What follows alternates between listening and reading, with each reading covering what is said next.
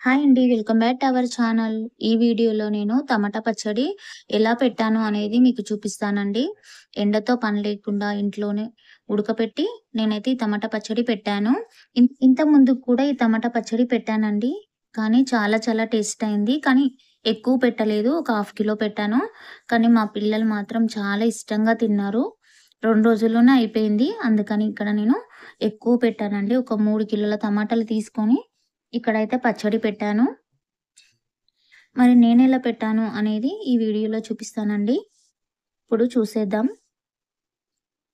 వీడియోలోకైతే వెళ్ళిపోదాం.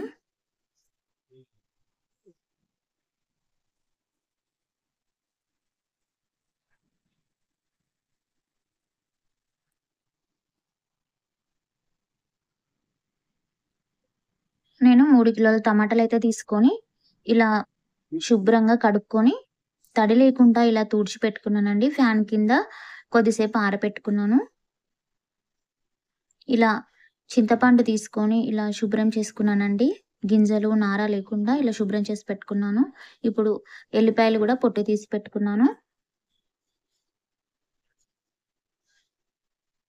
టమాటాలు ఈ విధంగా కట్ చేసుకున్నాను.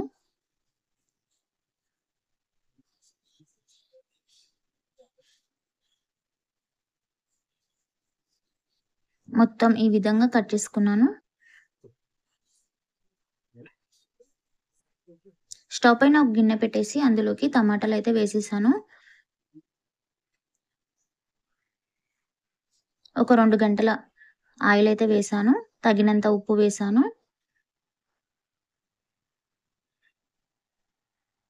కొద్దిగా పసుపు వేశాను. ఇప్పుడు శుభ్రం చేసుకున్న ఈ చింతపండును గూడా ఇందులోనే వేసేసాను.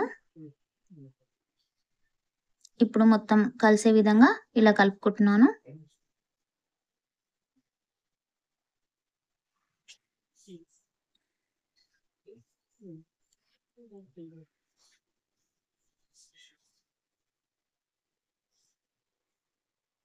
ఇప్పుడు మొత్తం కలిసిపోయిందండి. ఇప్పుడు మూత పెట్టేసుకుంటున్నాను.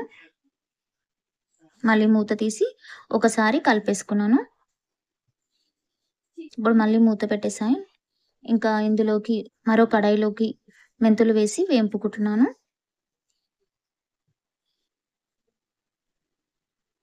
మెంతులు వేగిపోయాయి. ఇందులోకి ఆవాలు వేసి వేంపుకున్నాను.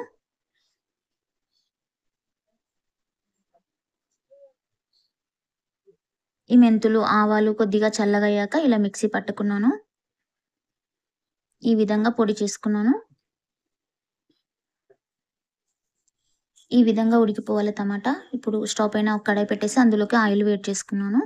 ఇందులోకి జీలకర్ర, ఆవాలు, ఎండుమిర్చి, శనగపప్పు, మినపప్పు, కరమాకు వేసి ఇలా పోపైతే పెట్టేసుకున్నాను. ఈ పోపు చల్లగా కావాలని ముందే పోపు పెట్టేసాను. ఇప్పుడు ఇందులోకి మిక్సీ పట్టుకున్న పౌడర్ ఇందులోకి వేసాను. కారం గూడా వేసాను. ఎల్లిపాయలు గూడా వేసాను. ఈ ఉడకపెట్టుకున్న టమాటా కొద్దిగా చల్లగయినాక కారము వేసేసానండి. కారము, ఎల్లిపాయలు, మిక్సీ పట్టుకున్న మెంతి పొడి, ఆవు పొడి వేసేసుకున్నా. ఇలా మిక్సీ అయితే పట్టేసుకున్నానండి. ఇలా మిక్సీ పట్టేసుకొని ఇందులోకి పోపు పెట్టేసుకున్నాను. పచ్చడి అయితే రెడీ అయిపోయిందండి. ఎల్లిపాయలు నేను పోపులో వేయాలండి. కానీ పోపులో మర్చిపోయినా. అందుకని లాస్ట్ కలిపేటప్పుడు వేశాను.